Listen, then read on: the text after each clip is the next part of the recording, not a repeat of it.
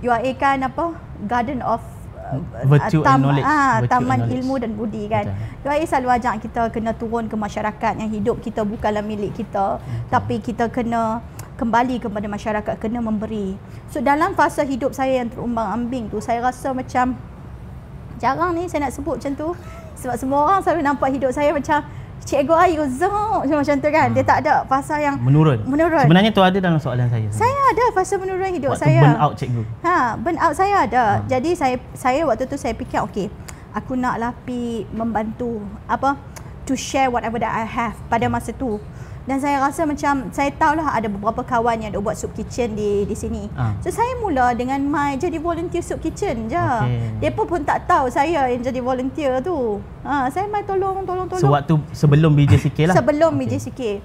Dan dari situ saya nampak ada beberapa queue yang sangat panjang untuk nak ambil barang.